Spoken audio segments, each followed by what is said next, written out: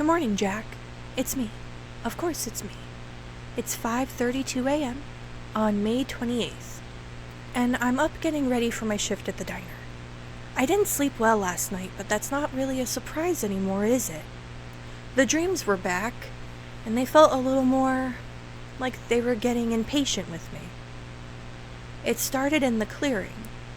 I was standing there in a pretty plum purple dress, the kind that slips over your head and clings to you. There was black lace at the hem, soft and delicate, too delicate for the woods. When I looked down, I was barefoot. I could feel the rough grass and the little twigs snapped under my feet.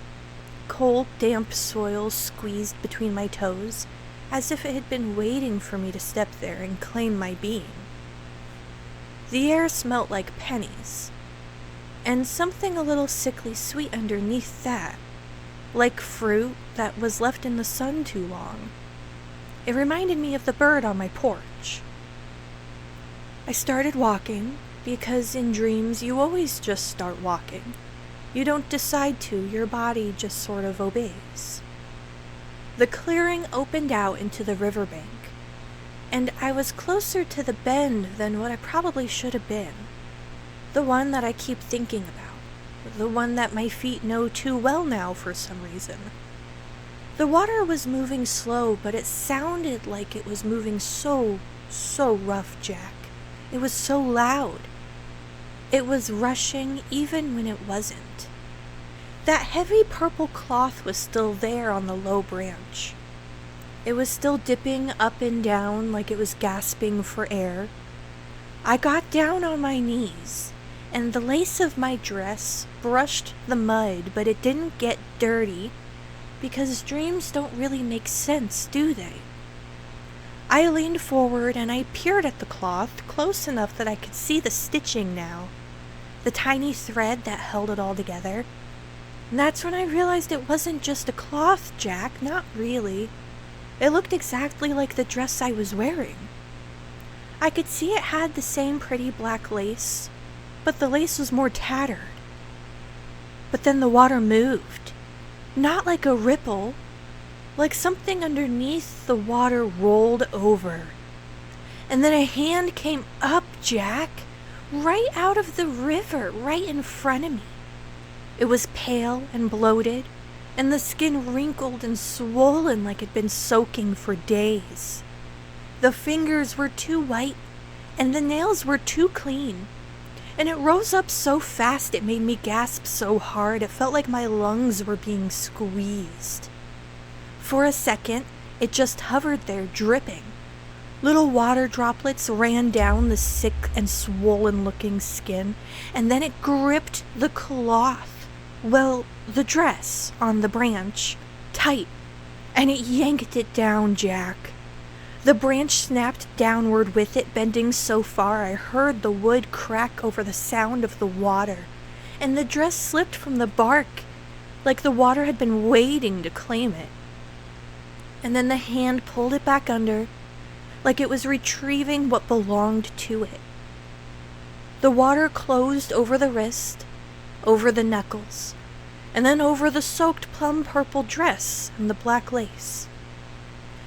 And when the surface smoothed out again, there was no sign anything had happened at all.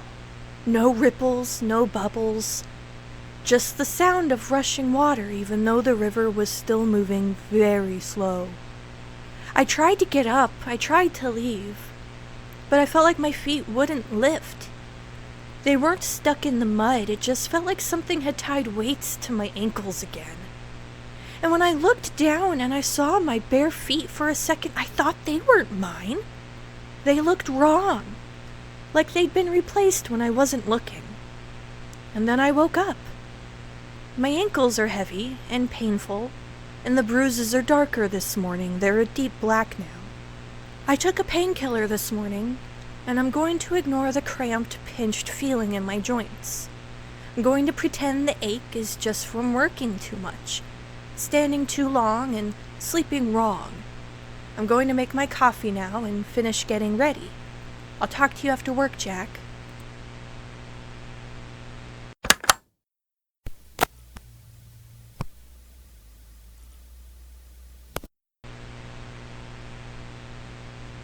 It's 4:06 p.m., Jack. I'm in my car, still parked out back at the diner. I only just got off. The rain stopped a little while ago, but the sun never really came out after. The whole sky looks bruised over and gray in that thick way that makes it feel like evening got here far too early again. Today was long. It was pretty long, Jack. When I got to work, I found out no one's heard from Rosemary since she called out. I'm sure that doesn't mean anything. People take time to themselves a lot. People sleep through alarms, and people wake up and pull the covers over their heads and decide the rest of the world can do without them for a while. Frederick said something strange this morning. Not Frederick with just a K, that's our evening cook, but Frederick with the CK, our breakfast cook, the one that always smells faintly like syrup and grease. I'm sure the smell got so far into him there's no washing it out anymore. But anyway, he was cracking eggs one-handed, and he said to me, "I don't think Rosemary's missing. People never go missing. They just start being somewhere else." And then he flipped a pancake like he hadn't just made my stomach drop. I laughed a little when he said it, not because it was funny, just because sometimes if you don't laugh, something worse crawls up your throat instead. Rosemary isn't missing. She's probably just at home right now in her slippers, drinking coffee gone lukewarm and being grateful she doesn't have to hear the diner's old freezer rattle all day. That's all. Dennis came in today. He sat at the counter and seemed in a better mood than yesterday. Not cheerful exactly, but more here, more present with me. He had hash browns and a coffee and talked to me about work at the repair shop. He said he spilled a bunch of engine oil and ruined his best pair of jeans, and I told him oil-stained jeans sounded about right for him. He smiled at that, and I liked that he smiled at that. I hope Lila likes when he smiles like that. I'm gonna go to the general store before I head home. I need to get some cat food for the little beast that decided my porch is a perfectly good lodge to stay at rent-free. Maybe I'll get a candy bar too, that one with the red packaging. Something sweet feels deserved today. I'll talk to you later, Jack.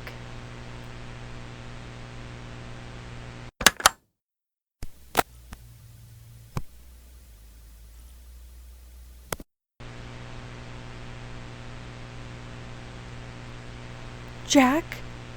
It's me. It's 4:29 p.m. and Jack, I'm standing in the parking lot of the general store right beside my car. And Gordon is here, Jack. He's maybe 20 yards away, just standing there looking at me. He's not looking around. He's not waiting on someone. He's not smoking or doing anything people do when they're outside somewhere. He's just looking at me, right at me. Jack, I'm scared to move. My body feels wrong again, and my ankles feel so heavy, like somebody filled my shoes with wet sand when I wasn't paying attention. Like if I try to lift one foot, something underneath the ground might notice my weight shifting. He's watching me talk into the tape recorder. He's watching me talk to you, Jack. He isn't smiling or blinking or even breathing heavy enough that I could see his chest moving up and down. He's just so still. He has that same still face, that same look like he knows something's about to happen to me that I haven't found out yet. Oh, Jack, a car just passed between us and now he's gone, Jack. I don't know where he went. I didn't see him move. 1 second he was there, and then the car crossed through my line of sight, and after that it's just empty, damp pavement. Maybe he stepped around the side of the building. Oh God, maybe I'm just being dramatic, Jack. I'm gonna go inside now. I'll talk to you later. Okay? Bye, Jack.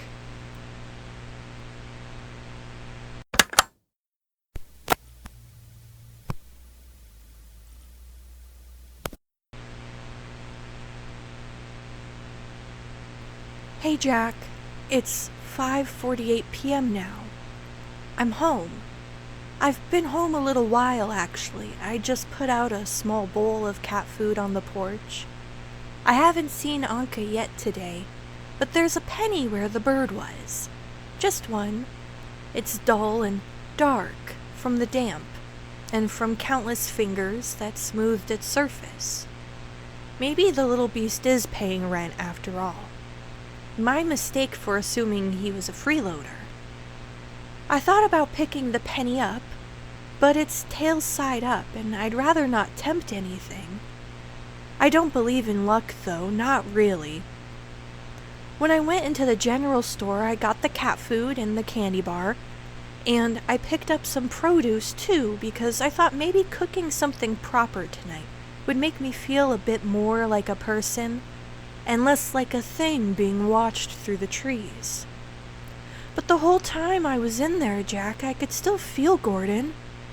Not him exactly, not his body, and not his eyes.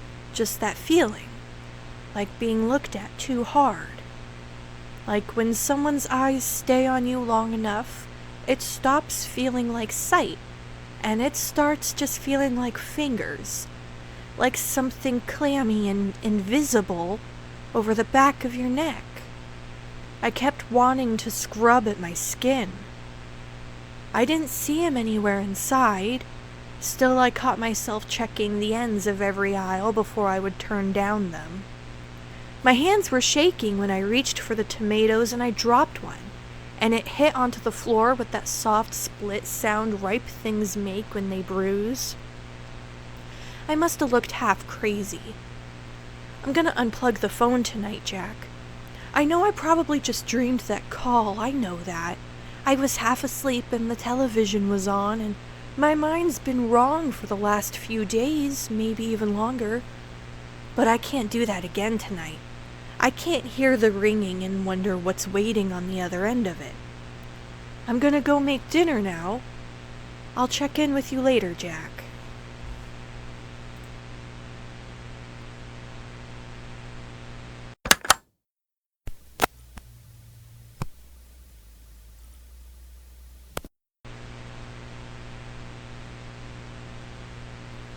Jack, it's 9:14 p.m. I'm standing at the front window, the one with the little crack on the bottom left corner, and I'm looking out at the porch. It's dark out there. I didn't turn on the porch light, and I really don't think I want to. I heard that dragging noise again. I was awake this time, wide awake, or at least awake enough. I'd been laying on the couch with the television on low, not really watching it, just letting the voices fill the room so the cabin wouldn't feel so hollow. And then I heard it. A slow scrape, like something wet being pulled across the wood. Not footsteps or even feet dragging, and it definitely wasn't paws. Not branches either. Branches tap and maybe even count. I haven't figured that one out yet. This dragged. I went cold all over as soon as I heard it. Not a dramatic cold and not a shiver. More like the feeling that the inside of your body changed temperature before the rest of you caught up with it. I stood there listening, and for a second I thought I could hear another sound under it. A soft little hitching noise, like breathing through a ruined throat. I told myself not to be disgusting, not to turn every ordinary sound into something with skin on it. When I finally came to the window, I expected to see Anka, or a raccoon, or rainwater dripping from the eaves, or something unexplainable, something with a shape that I could point at and be embarrassed by later. But I don't see anything, not even Anka. The bowl of cat food is still out there. I can just barely make out the pale rim of it. The rest of the porch is all dark boards and shadow. It looks flatter at night, like a photograph of a porch instead of a real one. I don't hear anything now. Maybe it was just my nerves. Maybe when you spend all day feeling watched, your own house starts to feel like it's doing it too. That's awful, isn't it? I should go to bed. I'm tired in that deep, ugly way where your bones feel used and I'm being dramatic. Good night, Jack.